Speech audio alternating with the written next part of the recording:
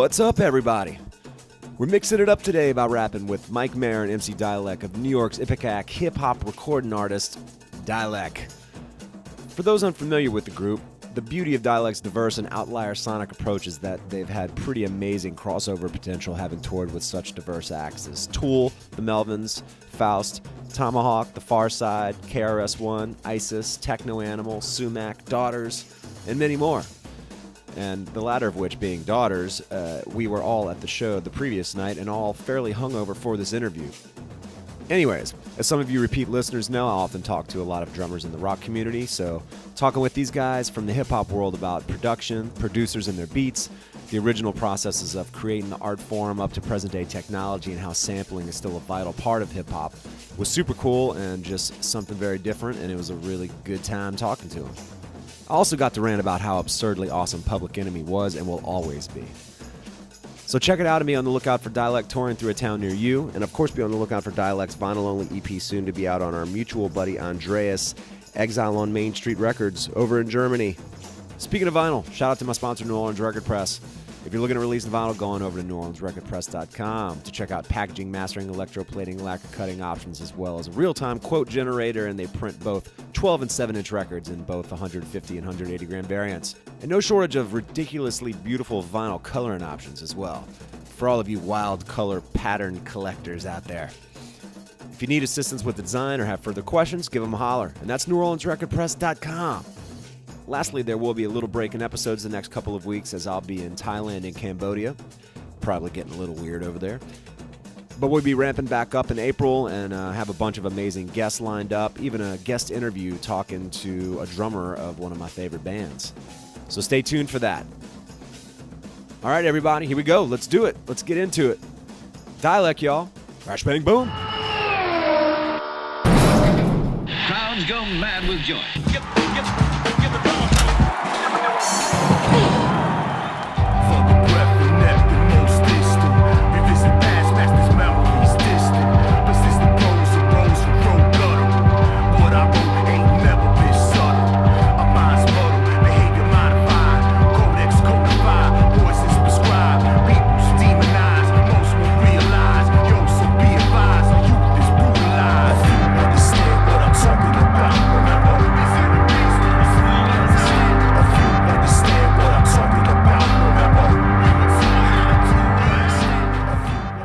I'm here with Mike Manteca and Dälek himself. What's going on, guys? How the fuck are y'all doing?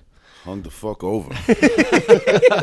Apparently everyone was in the same situation last night. Yeah. Apparently we all saw the Daughters show last night at Warsaw here in Greenpoint. Such a bizarre band. I did an interview with John, the drummer, and their story is interesting. And what a bizarro, seemingly unclassifiable band they are. It is absolutely very bizarre scenario. Super cool though. I dig what they're doing. What else has been going on, man? I see y'all are going to Europe soon. I like talking to groups that go to Europe and specifically Germany because I've gone there and played music, and it's always fascinating to me how the Germans seem like they really dig the music, but they're very dry and stoic and brutally honest they as didn't well. Like song 1, 2, or 3. They'll tell you very specifically which songs they don't like, and then German other compliments. yeah, that's the German compliment. That's man. the German compliment. Yeah, like, not a lot of comedians coming out of Germany. I feel like like he said, it's like, yo, songs 1, 3, and 4 I didn't like so much, but song 5 was good. Yep.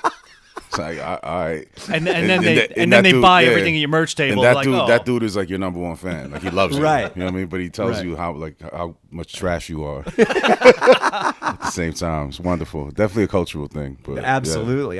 Are y'all pretty well received over there? Yeah. We've been lucky, man. We've been going to Europe since '99. It was the first time. Shit. Yeah, we toured Europe in '99 as support for this group, The Laps. I don't know if it's Chris Leo and Toko. From I think she played in like Blonde Redhead for a little while, but they were in this band, The Laps, and actually their hired drummer for that tour was John Sherman from Red Fang. Oh, nice. So we ended up touring with those guys for like a month. Really hit it off with John. I mean, he's like my brother to this day. That's awesome. But yeah, we toured back then like DIY, playing like squats and yeah, you know what I mean, just like wherever. But the squats in Europe was like, it was crazy because like the sound systems were out of control, man. So Right. from the start, I just fell in love with touring in Europe, man. It's like they really received us well and have always treated us well. So we've been going back ever since. Wow. Is there any particular country in particular like that seems to really receive y'all well? I mean, really, we've been lucky, man. Like France has been really good. Germany, England. It's pretty broad, yeah. Yeah. I mean, we haven't played Spain and Portugal in a while, but when we played there, it was good. Eastern Europe, we had some good luck there as well. So we've seen a lot of it, man. It's been good. That's awesome, man. Y'all are a really interesting band as well, and in being kind of hard to classify yourselves, I think it's benefited you in your ability to play with varying bands and do gigs with different bands. Like over the years, who are some of the bands that y'all have gone out with? Man, a lot. Everyone, like everyone from metal to jazz to hip hop to electronic. Like go ahead. I mean, I'm trying to just like to think off the top of my head. We toured with the Pharcyde. That's awesome. We did shows with Prince Paul. Wow. We've done shows with KRS, De La Soul. Wow. We toured with Tool. We toured with Tomahawk. Who else in the metal world? ISIS. Wow. Damn. Techno Animal. Right, Techno Animal, The Bug. I mean, Velma. Charles Hayward from This Heat. Faust. Right, Faust. Man, who else? Sumac. Daughters. Right. I mean, it's Odonis. It's like that's like a handful of bands over 20 plus years. Right. It's hard to think about who. Yeah, we've been lucky enough to Melvins. Wow. We've been lucky enough to kind of create our own path and create our own genre. Really, I've always said that this, like, my music is hip hop, but it's my brand of hip hop. You know what I mean? Yeah. Like it's the way I see it. But it's allowed us to play with all types of music. You know what I mean? Like right. we've been able to play with everyone from metal to, like you were saying, like jazz, hip hop, like experimental groups, like all over the map. And it's dope.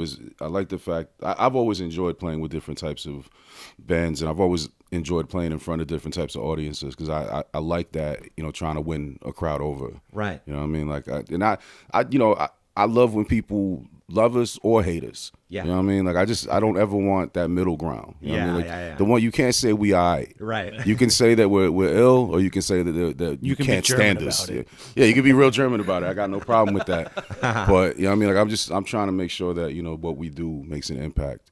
When did y'all go out with Tool? That's wild. That was right before 2010. the hiatus. Yeah, so 2010. 2010. 2009, 2010 around Yeah, there, right? that was me and my co-producer at the time, Octopus. Okay. The two of us went out, and Dad asked us to tour before that, but we weren't able to because of scheduling conflicts. Yeah. And that one they just wouldn't take no for an answer because at that point we were technically already like on hiatus, and Octopus was living in Germany, and we got a call from Ipecac saying that they had gotten a call from Tool that they wanted to take us out as the support act.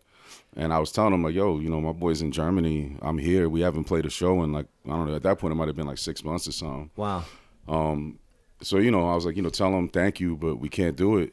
Like 10 minutes later, I get a call from their manager, tell them the same thing. Like 10 minutes after that, I get a phone call from Adam Jones, from the guitar player, and he's like, "Yo, what the fuck is it gonna take to get you guys out on the road with us?"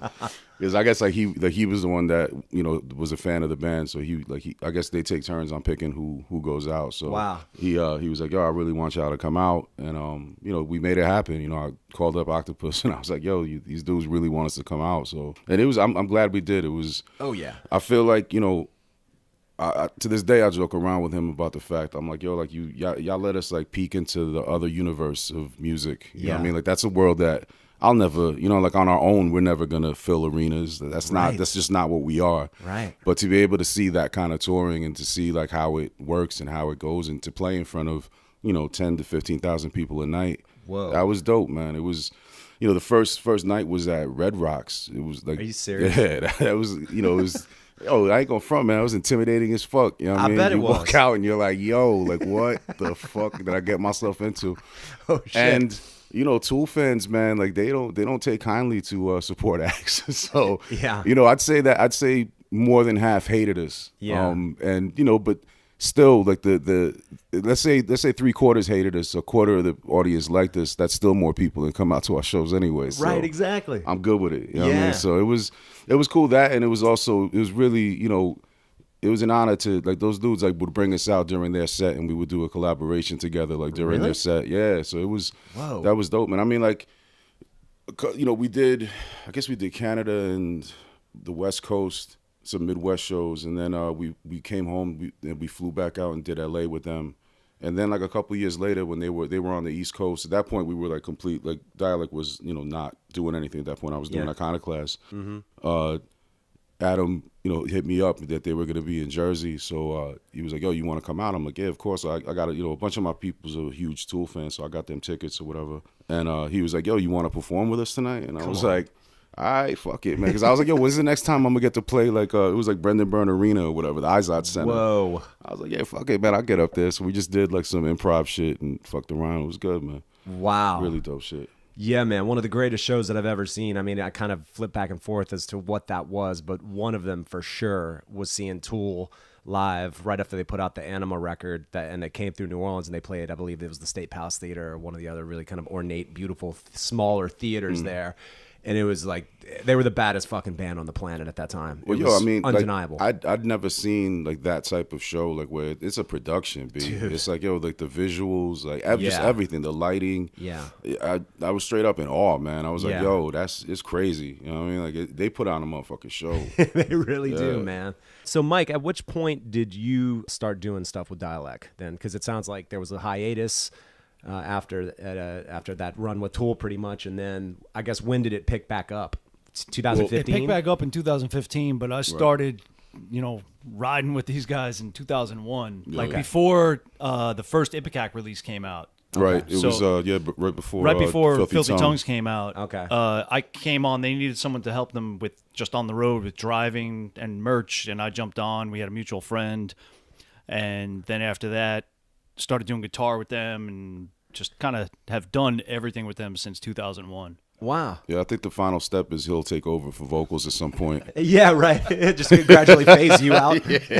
I think that'll be the ultimate. That's the ultimate move. He started driving, then doing merch, then playing guitar, and now he's co-producer. Yeah. So I think the only logical step is for him to become the MC, right? And Yeah, right. in the downtime of Dälek, me and Will were doing music together Right, under yeah, different projects. We were writing music together, Okay. you know, doing different shit. And then like 2015, you know, there was an opportunity. Well, basically, like I did Iconoclast. That was like my solo hip hop project for a while, which I enjoy doing. I still do that too, but I just missed like doing the Dälek stuff. You know what I mean? And when I wanted to restart it, I approached Octopus, and he like his head just wasn't in it, and he was like, "Yo, you know, like I'm kind of doing different things now. Like, you know, it's not really something I want to revisit." Yeah. Which I completely respect and I understood, but I think he understood that I really wanted to do it too. You know what I mean? Right. So at that point, I mean, it just made real sense. Like the only person that would make sense to take over like his shoes would be Mike, because Mike had been there since 2001. Right. It wasn't like I had to like show him like what Dälek is or what our sound Yeah. is. It's like he knew he's part of it. Right. So and again, like we were already working on other projects together, so it was seamless. You know what I mean? It just worked perfectly. And when we first restarted, I brought back DJ Rec, who was our original DJ. Like when me and Octopus started touring as Dälek.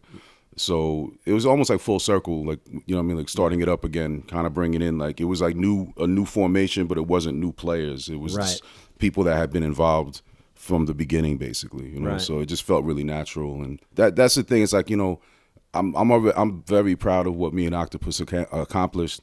And you know, I didn't really even have to like voice this, but I think he knows this. But I told him anyway. I was like, yo, like I'm not gonna do anything to embarrass us or release some garbage music. If I'm restarting this, I'm doing it for real. You know what I mean? Like I'm gonna make sure that what we put out is quality compared to everything else we've done, and keep pushing this forward and keep moving. Right. And you know, it's actually been like I've probably been more prolific and more you know what I mean, just like it's been more movement in the band and of what we've been doing in the last couple of years. Like since the hiatus, we've released like what was it, like 2 albums, an EP. Yeah, we got Anguish. this new EP coming out. Yeah, like You know what I mean? side So, project. and Anguish, that's yeah. only like in the past, like back in the day, it used to take us like, you know, we'd do a record every like 3-4 years. Wow. We've been releasing like a record a year, sometimes more. It's just been like constant, like in a good way. Work. Yeah, it's just, I mean, and it's just natural. It's not like, it wasn't like a conscious, like, oh, we got to release more shit. It's just, there's just been that much musical output that we're like, yo, fuck it. If it sounds good, let's put it out, you know? Right. What was it about Dälek when you said that you felt like you needed to get back to it? What was it? What outlet did it provide for you that you felt was missing? Well, I just feel like the noise, the heaviness of it, it's always, you know, Dälek has always been my way of, it's always been very cathartic, and it's always been my way of getting all my anger and frustration out. The Iconoclast stuff was fun. And that's like my childhood fantasy of just having like a boom bap hip hop group, you know what I mean? Right. But it's just not as layered. It's not as, It's therapy. yeah. I mean, like the Dälek stuff is therapy, and I think I just kind of needed it again. You know what I mean? Fuck that norm, I spit on that behavior. Savior, your savior, suits made by tailors. Folklore, one-wound road. Where lies your rose? Dead loss I muse. Face painted hues. Brushwork tickled my eyes. I laugh when you lie. As do I under sky. Assume role of the unassuming. His walk so amusing. The stagger is looming. My truth gets jaggled in D minor tuning.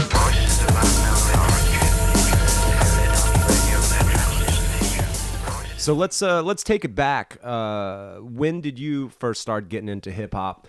And was there any particular album that was like a key moment for you where the light bulb went off and you thought that maybe you could even do this yourself? Yeah. And same with you, Mike. So my cousins were DJs when I was like a kid. You know what I mean? Okay. So they were my, you know, like we grew up like they were my older brothers. Yeah. So they were my idols, man. Like I looked up to everything they did. So like they were DJs. They're boys, you know. They had peoples that were breakdancers, graffiti artists, that kind of shit, and early, you know. So I was the little kid that would hang out with them. So like they were hugely influential as far as like getting me into like the early stuff, like, you know, like Grandmaster Flash, Smelly Mel, Treacherous 3. Treacherous 3 is actually probably the first hip hop record that I remember them playing. That I just fell in love with, man. And, you know, also got me into, you know, back then, like got me into like the Run DMC stuff and all that. That was kind of like the early phase of what got me into DJing and into hip hop in general. Okay. But I'd say my cousin playing me Criminal Minded is what, that just changed my life. Okay. Like when I heard KRS-ONE, like I was like, yo, what is that? Yeah. You know what I mean? And like that record specifically, like those drums, the production is pretty simple when you look at it now, but it's still like it's so heavy. And, you know, like I didn't realize it was like an AC/DC sample and, you know, like that kind of shit. Like you just don't, you know, like You're not thinking about I wasn't even thinking of that. I was just Right. like, yo, whatever this is, what Scott LaRock was cooking was ridiculous. You know what I mean? And his lyrics, I mean, from that album, you know, Scott being murdered, and then him releasing that second album, By Any Means Necessary, shit. Yeah. That second album, like where his lyrics went, and just kind of like the very like, I don't know, just like the knowledge he was dropping was amazing, man. Like that, if I wouldn't be MCing if it wasn't for KRS-ONE. Right. You know what I mean? And then Public Enemy. You know what I mean? Yeah, for sure. Same here. Yeah, like Bomb Squad, like that. Those productions are To still me- some of the baddest shit that ever Yeah, was. I mean, like to me, like that was when we started Dialect, like that was. We were just like, yo, let's be like Public Enemy. Fuck You yeah. know what I mean? Yeah. Like that's why, like when people are like, oh, what you guys are doing is so like out there. I'm like, no, it's not. Public Yeah. Enemy was doing that shit like way early. It's just that they're like the Bomb Squad's like textures and like sonics and like noise were kind of like background. We just we turned that up and put that in the front. Yeah, man. Hip hop was always pushing boundaries, Yeah, like musically. sure. You know, it's like if you listen to like even like early 80s, late 70s, all that early production. It's like there's so many weird. They were sampling Kraftwerk and things like that. It's like all kinds all of the weird sounds. shit. You're like, what the hell? And also, no one gave a shit about key or any of that. Exactly. You know what I mean? This shit's out of tune. It's like what? It's like, but it makes works. so much Yeah. sense. Yeah. You know? Listen to RZA's production. You know Right. what I mean? Like He's RZA's got some production. weird shit in yeah, there. there's like it's like that shit's all feel. Right. You know what I mean? Like, and that's the thing. It's like, yo, as a producer, I've never been classically trained as a musician. Yeah. I just put shit together that sounds right in my head, and if it's not in key, what I don't care. Exactly. You know It's what I like mean? it Who works. gives a fuck? Yeah. It's like, does it sound good? Like, Right. That's good enough for me. You know? Yeah. Yeah, Public Enemy was definitely a big one for me. I think the first like cassette tape that I got, my dad, who's a psychologist, he worked at a place with like these kind of emotionally fucked up kids, for lack of a better phrase. Musicians? And one of them, all musicians, exactly. And I think this kid had stolen some tapes from the mall or whatever, and one of them was an NWA tape. So my dad gave me the NWA tape when he took it away from him, and that was the first tape that I heard, and I was like, "Oh my God, what the fuck is this?" And then shortly thereafter, I think it was Public Enemy's. Probably, I think I got Fear of a Black Planet first, then went back to It Takes a Nation of Millions. But still to this day, the Shockley brothers and the production that they were doing, and to think, especially when you look at all of what they were sampling within a single song, you can look it up on Wikipedia and it'll show you all that there was. And like to create all that, I guess they were doing all that with the SP1200s or whatever, and then looping it and maybe bouncing it down and then doing more shit. It's such an incredible production and such a sonic assault. It's such amazing tape editing skills too. It's that fucking they- insane. Yeah. I think it's some of the best ever. If not, it might be the best. Like, it's just incredible. To this day, I've never quite heard something like I think the Bomb Squad's production, Beastie Boys Paul's Boutique. I think Yeah. that album. Yeah. Prince Paul on 3 Feet High and Rising for De La Soul. Yeah. Like that kind of elevated type of sampling, like where you're taking from everywhere and creating something brand new, is what, like that's what I view that's what created what hip hop is in my mind. Like when I sample, I'm not trying to take like someone else's song and just rap on it. Yeah. You know what I mean? Like I'm using the vinyl as just source material. Yeah. To create something brand new. You know what I mean? Like taking little snippets of all these different things and affecting it or layering it in a way that it creates something new. So it's like when you listen back to it, it's not like, oh yeah, that's this. You're never gonna know. You know what I mean? It's like that's not the point. Like the point is to kind of just like take all these things around you, and that to me that was hip hop. Like take everything around you, process it, and put it back out in the world as your thing. You know what I mean? And like show people like how you manipulate it to create this new thing. You know? For sure. It's very industrious to be able to figure that out and have that be the workflow to create something. It's pretty fascinating. And ultimately, I think, bands back in the day, if you had drum breaks on your record, that became a sought after thing, whether it was Squib Cakes from Tower of Power or whatever, the intro to When the Levee Breaks like Ice-T used on Midnight, or the Funky Drummer has probably been the most used from James Brown. Like, I think I personally love it. I think it's amazing that all of these separate and at times seemingly disparate sort of elements could, when combined together, would create this thing called hip hop, and it's a pretty fascinating process. Yeah, absolutely. I'm kind of that's like why like I feel like right now like sampling is kind of like it's still done in the underground and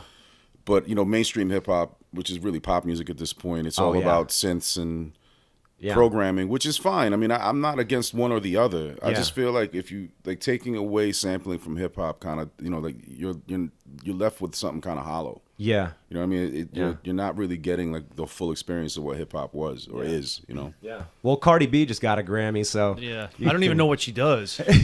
Well, I think, but Not much, I man. think it's fascinating that people in hip hop even give a shit about Grammys. You know what I For mean? sure. It's bullshit. Because to me, it's like, like I remember Chuck D saying, "Motherfuck your Grammy." Yeah, you know what I mean? Yeah, absolutely. And so that's like, to me, that's always been, being a kid listening to Chuck D growing up, I never gave a fuck about the Grammys. Absolutely. I could care less. I mean, it's just a silly popularity contest that's really more about who sells records. Right. It's not this, objective awards situation. I grew up this punk rock kid that then, like, as a kid, but also loved hip hop. But it was like, hip hop is the ultimate, like, it just trounced like punk rock. It was like holy shit. It's like these guys, like, like a guy like Chuck D. Yeah, she was punk as fuck. Yeah, it's like, are you kidding me? Yeah. Yeah. I think that was something that, like, for me, as a kid in the 80s, like you hear in Public Enemy, Run DMC, all Yeah. these things, it also was a very personal thing because everything is so, it's like, wait, these people are from my city, you know? Well, Right. I was saying, but back then, like we grew up like in the golden era of hip hop, Yeah, where yeah. hip hop was New York. Yeah, You know what I mean? exactly. Absolutely. Yeah. Absolutely. Hip hop was like New York and to a degree Jersey, even though Jersey heads were saying that they were from New York for the most Right. part. Yeah, You know yeah. what I mean? But, That's all right. Yeah, but you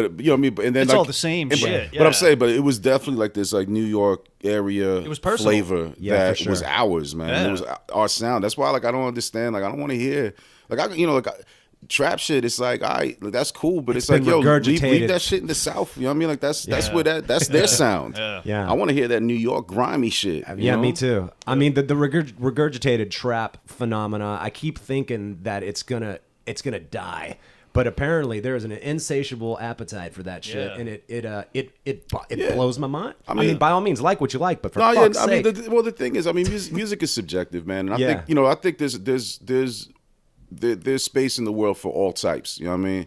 If that's what's moving you, that's what's moving you. I ain't knocking it.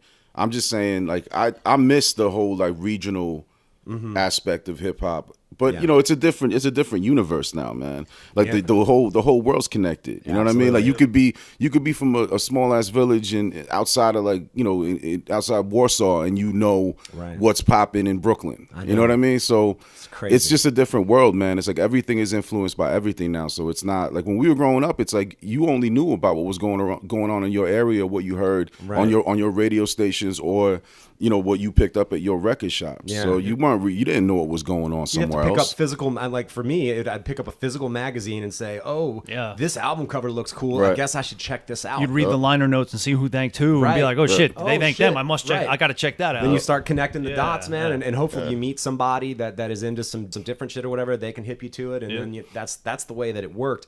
But I mean, But the thing is, like, I don't know if that's better or worse, you know what I mean, than what Yeah. we have now, because being able to connect with people from all over the planet is dope too. it's fascinating. So it's for like sure. everything has its, it's good and bad points. You know what I Yeah. mean? I guess it's just a matter of like what you do with like what you're presented with, and what you do like with the technology that's available, and the processes that are available. The fact that you can post music, record something right now and post it tonight, and Right. it's around the world. You know what I mean? Like instantly. The immediacy of that is incredible. Yeah, It's absolutely. a whole different world. I usually joke when talking to drummers, especially ones that are as old as me or older, or anyone that lived in the 80s or even the early 90s or whatever, the process of getting drum instructional videos. You'd have to go to a music store and hope that the guy that knew about drumming could direct you to the right place. So you got that tape, and then you'd sit there and watch it, rewind it, forward it, go back, play it, like just the whole process. And now to be able to look on your phone and YouTube Right. and see every drummer underneath the sun and be able to do the same thing and have that instantaneous access to all of that. It's no wonder now when I see kids that are like 8 years old that are shredding, it's that access to information, man.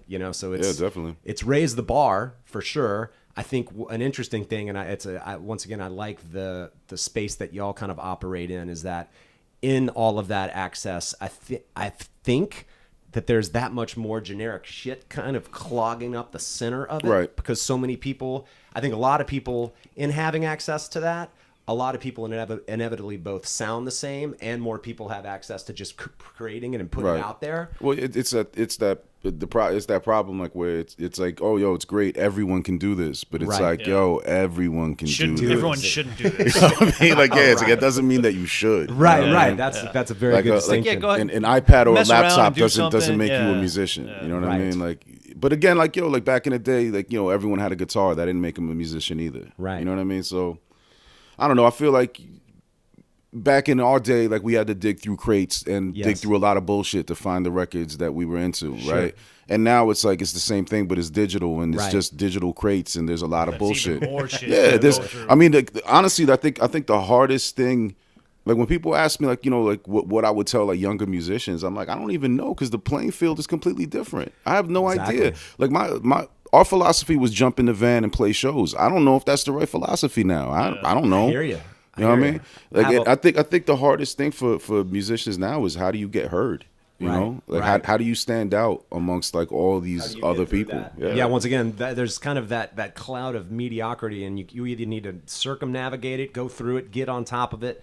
It is kind of hard to navigate that, but it is something. Once again, if you have the savvy and if the product is good enough, I guess people will find it and they can dig it, and they now have access to it. I just feel like we got lucky in the sense that we came in at the tail end of like the old music industry. Yes. So even with the hiatus, you know, we kind of had already established our little niche in the world. Yeah. So it's easier for us to be heard, or for the people to know that we're here, but it's still hard as fuck, man. Right. You know, it's like that doesn't, like, you think that having that leg up would make everything easy, but it doesn't at all. You know what I mean? Like, it's a motherfucking struggle, B. Yeah. And honestly, we do it because we love it. You know what I mean? Yeah. Like, this isn't about getting paid or any of that shit, man. Yeah. Because if it was about that, we would have quit a long time ago. Dude, I've been playing drums for 26 years. Tell me about it. I've been lugging that bullshit around. I'm like, I should have been a fucking harmonica player, put that shit in my pocket and not fuck with these drums at all.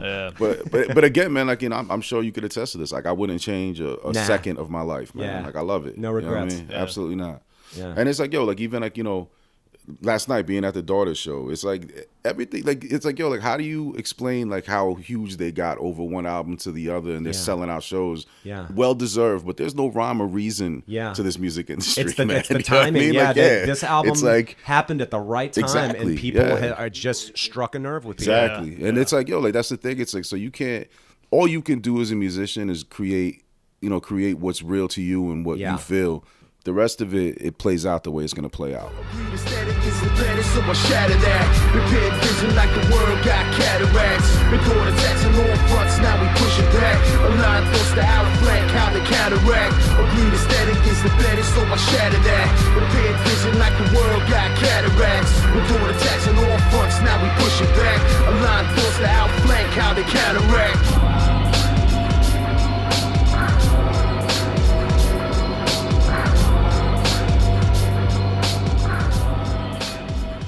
Going back to I guess you, where did you grow up? You grew up. I grew up in Queens. Right on. Yeah. What were? Did you come from a musical family? Not at all. Yeah, me neither. Yeah. My parents were passionate about listening to music, but not musicians per se. My parents were not passionate music listeners. My mother played piano. We had a piano in the house. Okay. It's like I never played it. You know, I got a guitar when I was 13.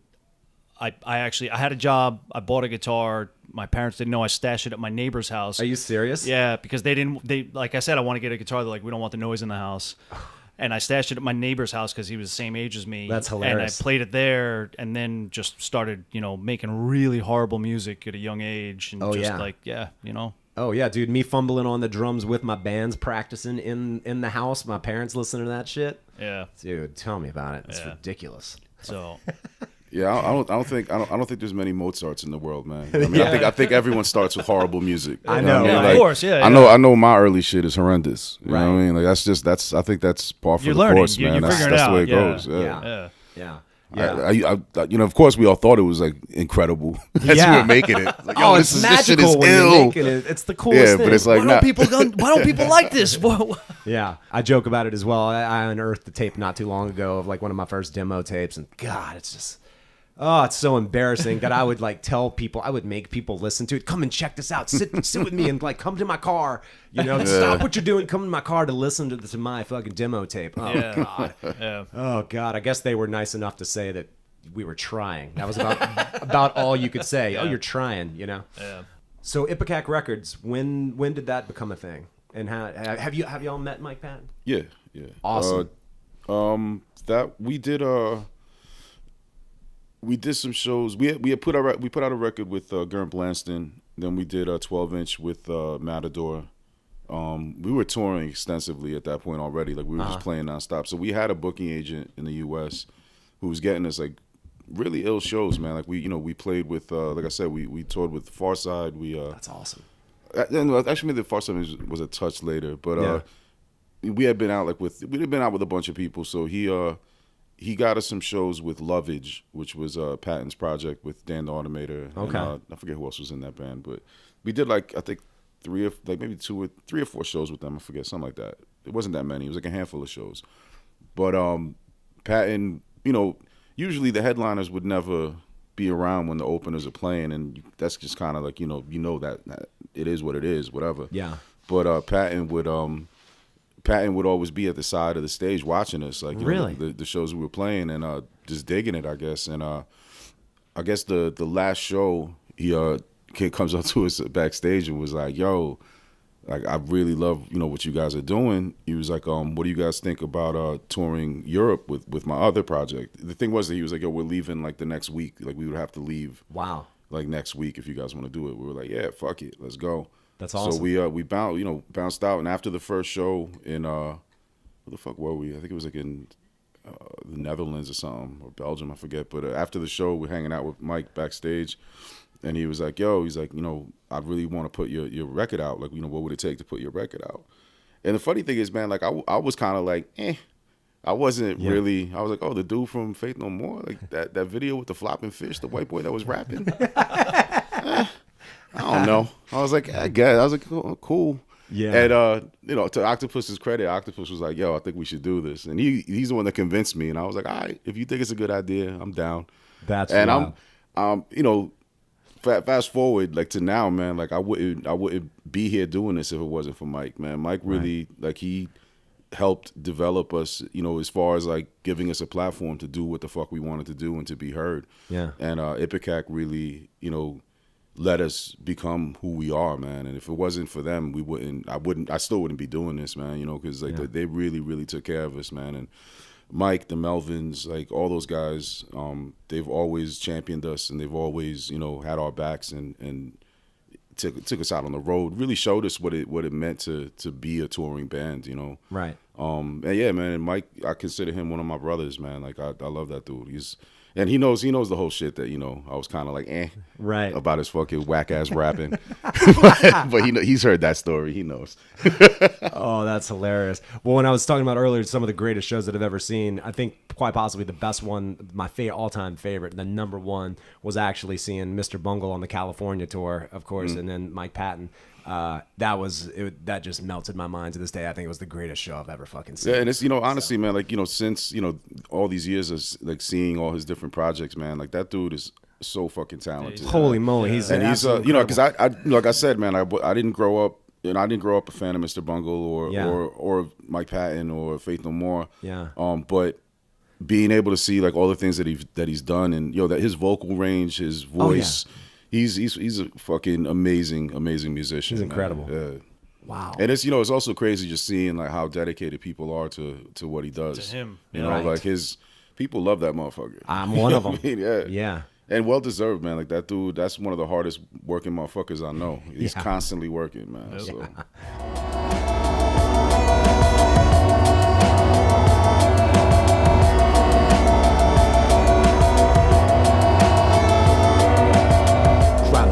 Red or wall, sacred bitch. Street lights lit, burnt out apartments. The grip of microphone, divine the hardness. A swig of old gold in the air to spark this.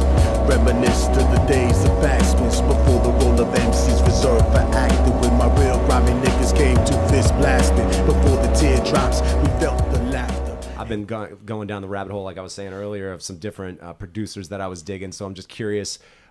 We talked obviously about Public Enemy earlier and some of that stuff, but some of the stuff in the '90s was really cool. And some of the one of the producers, well, two of the producers, Jay Dilla's stuff with the early Slum Village. I think the second record in particular is really killer. And then Slum Village put out a self-titled one later, and I think Black Milk's the guy that did the production on that.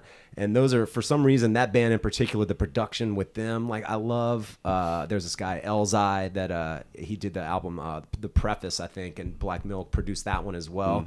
There's some amazing producers out there. It goes deep too. Like this is that stuff that Dilla and Q-Tip did together. Yeah.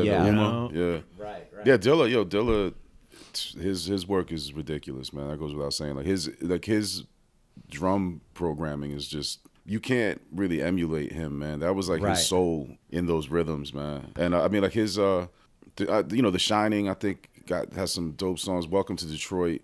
I mean, like his solo records are just ill. And of course, I mean, Donuts, like, come on, man. You know what I mean? But yeah, I mean, like I was put on to Dilla early by House Shoes from Detroit, who was like, his right hand man, and that dude championed Dilla forever, man. And to be honest with you, like when I first heard Dilla, maybe it was a little even like too ahead for me, because like, when I first heard it, I was like a 20-something-year-old kid, or maybe like 19 or 20, and I was just kind of like, And And then like listening to it years later, I'm like, nah, man, like that shit is fire. There's a lot of dope shit in there. And just, you know, to me, I think like, you know, I was more bred on, again, the East Coast thing, man. Like I was, you know, to me, like the, you know, Premier, Pete Rock, the Beat Miners, you know what I mean? Like Evil D, Mr. Walt, like the Black Moon record. Oh yeah. The Smith and Wesson record. I love the like, Smith and Wesson stuff. Yeah, yo, I mean like DOS effects. Yeah, like all that type of production, like that's just like that's what I grew up with, man. Like the Nas record, I think, you know,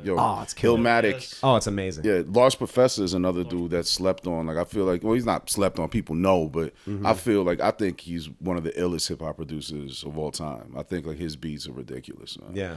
So you know, there's like just like that school of like that golden era hip hop that we were like lucky, man. Like that was all here. You know what I mean? And that's what I grew. That's where we grew up in. Yeah. It's just I don't know, like. And you know, add RZA, Wu-Tang. Yeah. There's so much shit, man. Like Eric B and Rakim. It's really endless, man. There's so much good stuff, man. And yeah, I mean, like to me, like I think Primo is so versatile, and like, you know what I mean, like his, again, like talking strictly drums, I feel like his drum programming and use of loops and the simplicity of it. It's like it's so minimal. But it's deceiving because it makes you think. The only thing about Primo that the dark side of it is that he gassed up a lot of people to think that, oh, I can make beats too because that sounds so simple, but you can't. Right. You know what I mean? It's like just, you know, like he'll use one piano loop, a drum and a bass line and create a masterpiece. But it's not just. It's like those three pieces. It's like, yo, it's what he chose and how he placed it and where the drums are hitting. Yeah. You're not Primo, man. You're not doing that. You know what I mean? Yeah. So, that dude, that's a genius right there, man. That's cool. It's an interesting thing because I know when hip hop was really like, once again, the 90s, I don't know, what is it, like 90? I think the first Wu-Tang came out in like 93. So somewhere between like maybe 93 and 97, I feel like was such a really crazy year. But I think when drummers were kind of dismissing hip hop and electronic music, now fast forward to now, it's been a really interesting process to now see drummers sort of reverse engineering both hip-hop beats and hip-hop elements and electronic music elements and like kind of decoding sort of the idiosyncratic nature of something that someone like Dilla did, for instance, and like these kind of broken beats, and because not everything was on the grid because of the way that he did it, but then trying to sort of reenact that's actually becoming a skill set within live drumming where drummers are emulating that kind of idiosyncratic style. So now we're on the back end of that now influencing live drumming. So that's something that I've always thought was super cool, you know? Yeah, absolutely. And then you got like the other side of shit. You have those dudes that are doing like finger drumming on sampling, like on pad, you know, the sampler pads. Yeah. It's like, yo, that's a whole nother. Right. I'm like, yo, I'm not that talented, B. I'll be the first one to admit that shit. Like I watch that shit, I'm in awe. I'm like, yo.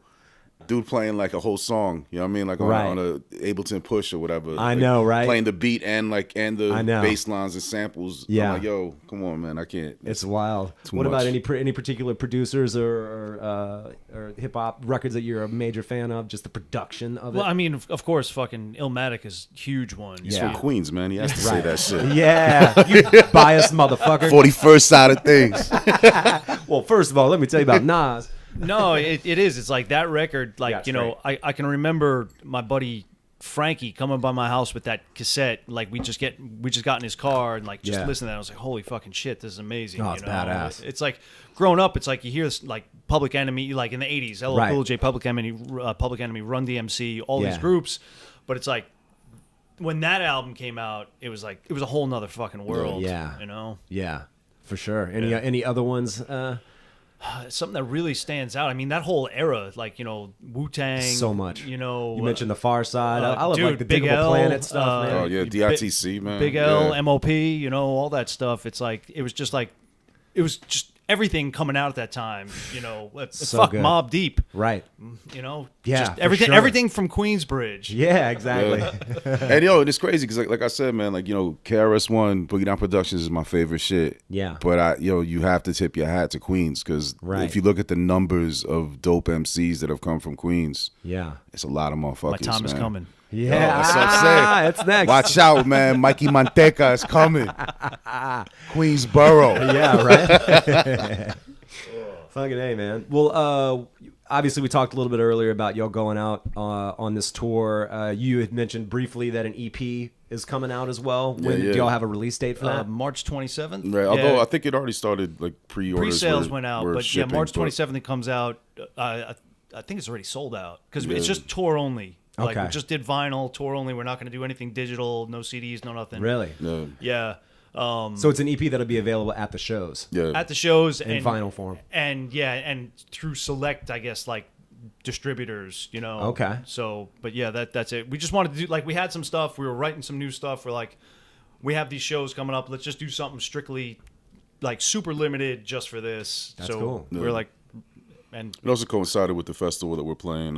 Exile on Main Stream is a label that. I know the dude who runs it. Andreas. So Andreas is putting it out. Yeah, he's putting it out. So my band, when I went to Germany, I played at that festival. Exile. Oh yeah. Yeah. Yeah, we're doing the 20th anniversary. So, no way. So here's the so it's a trip. Yeah, so he invited us to play the 20th anniversary, and he was like, in passing, he was like, you're the only band that's playing that doesn't have a record out on the label. But we have long history because he used to do Southern. He worked for Southern Records. Distribution, right? So he did like Southern Germany. So we've known him from back then. So he was like, it's not a problem. He's like, I was just observing that, like y'all don't have a record out on the label. You're the only one. And I was like, yo, let's change that. Fuck it. I mean, if you're down to put something out, let's put something out. So like that's how the idea came. And then the idea of like it being just vinyl was Mike. And I think I like that, man. Like, having some shit that isn't available digital. Yeah, I mean? for like, sure. It's kind of cool, man. Just to, I feel like we should get like a cut from the Techniques. I mean, if we fucking sell some turntables and shit. I know, right? Trying to up turntable sales, you know what I mean? Seriously. Dude, that is so wild. That's great that he's doing it. What a super cool guy. Yeah. That is awesome that y'all know him. One of the least Germans I've ever met. Absolutely. He is such a nice guy. Yeah, we stayed with him, man. I have a funny story.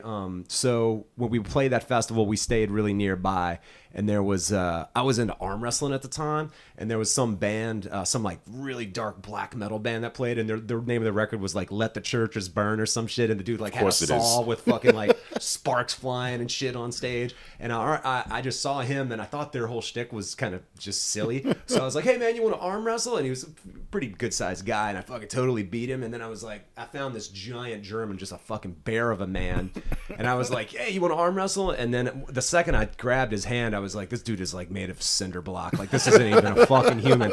And to this day, my bicep tendon is fucked up from like, I mean, and I let go, but the dude was so powerful, and I kid you not, the next morning we all got totally fucked up. The next morning I woke up and I hear like a dude like grunting, and I was like, is that a bear? Is it a human? What the fuck is this?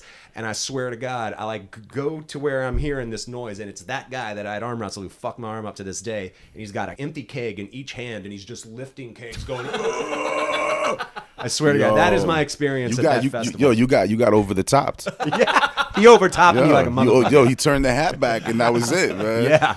Yeah. That guy lifted kegs, drank beer, and fucking breaks people's arms. Yeah. So don't arm wrestle. That dude was the fixer, man. Yeah, word up. If he dies, man. Yo. Seriously. You got set up. Yeah, man. That was ridiculous. Well, we'll tell Andreas you say hello. Yeah. Absolutely. That is awesome that y'all know him. I mean, you got the EP, you got this tour. We got the EP tour, then we're doing some other stuff. So we did a project last summer. We recorded an album under a new name called Anguish. Okay. It's us and Mats Gustafsson, who's a saxophone player and does electronics. Cool. Hans-Joachim Mermler, who's from the Faust.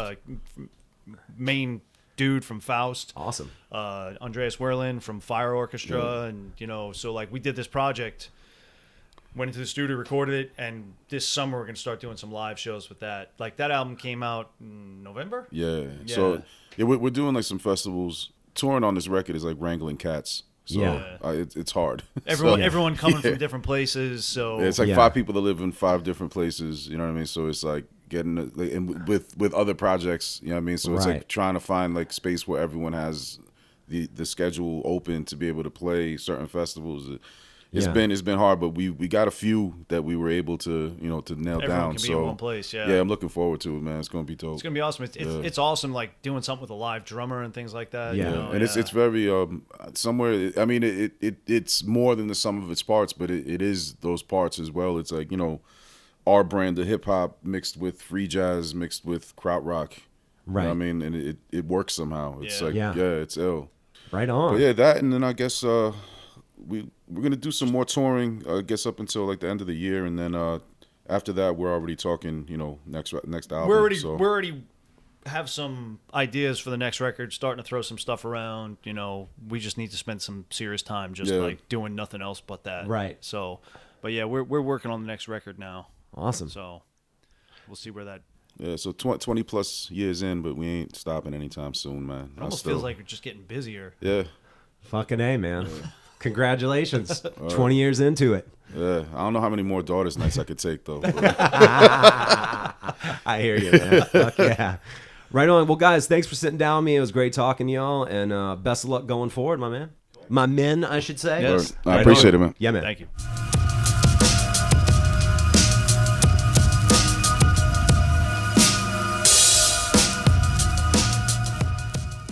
All right, everybody. Thanks for tuning in, and thanks to the Dialect Cats for rapping with yours truly.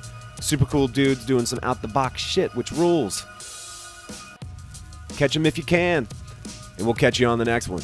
Crash, bang, boom.